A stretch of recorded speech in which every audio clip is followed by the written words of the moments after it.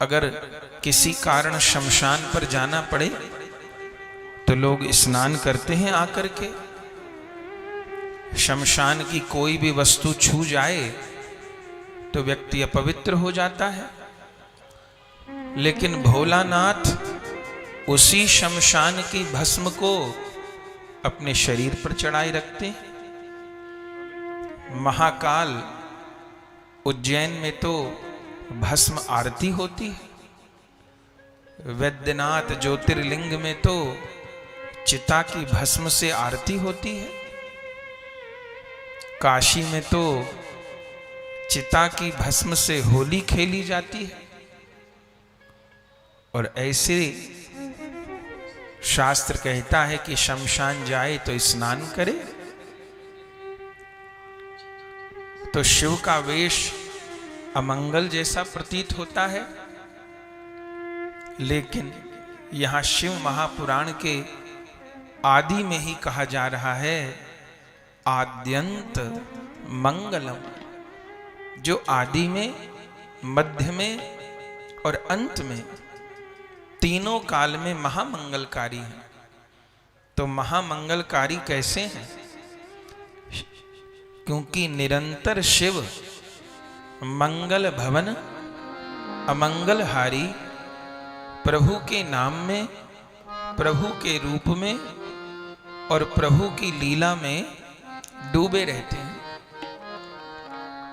आप जानते होंगे रामचरितमानस की सबसे प्रसिद्ध चौपाई जो पूरे भारत के एक एक व्यक्ति को याद है, मंगल भवन अमंगलहारी द्रबहु सुदशरथ अजिर बिहारी, ये किसके मुख की चौपाई है? ये भोलानाथ के मुख की चौपाई। जब शंकर जी पार्वती जी को राम कथा कहना प्रारंभ किए, हमारी सिद्धपीठ में तो अब छठा वर्ष है, पिछले 5 वर्षों से रामायण की कथा चल रही है। इस वर्ष लंका कांड और उत्तर कांड दोनों हैं। तो जहां से राम कथा का प्रारंभ हुआ है, वहां की प्रथम चौपाई, जो कि मूल रूप में कथा तो भोलानाथ ही पार्वती जी को सुना रहे हैं, तो भोले बाबा के मुख से प्रथम चौपाई क्या निकली है?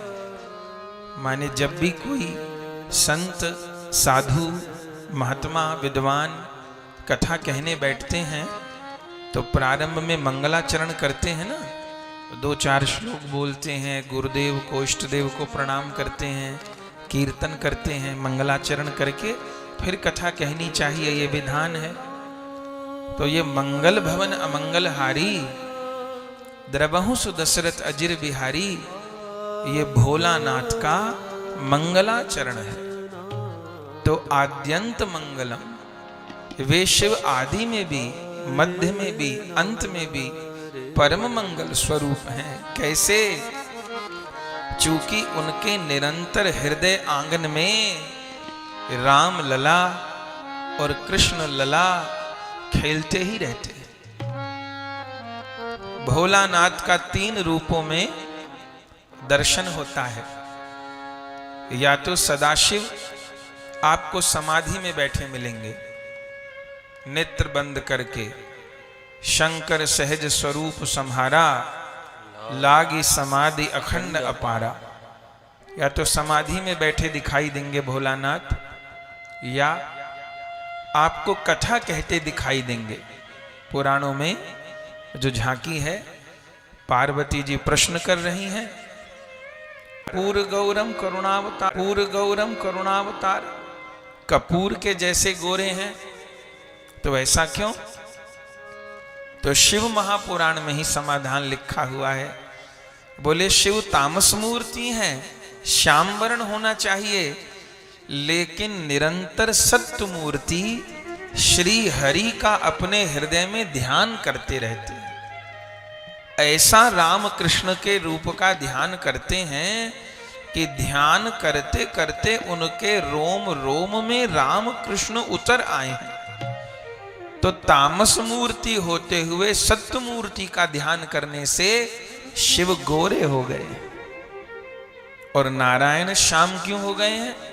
बोले नारायण को गोरा होना चाहिए क्योंकि वो सत्य मूर्ति हैं, लेकिन वो निरंतर श्याम वर्ण निरंतर तामस मूर्ति शिव का ध्यान करते हैं, इसलिए शिव का ध्यान करते करते नारायण श्याम हो गए।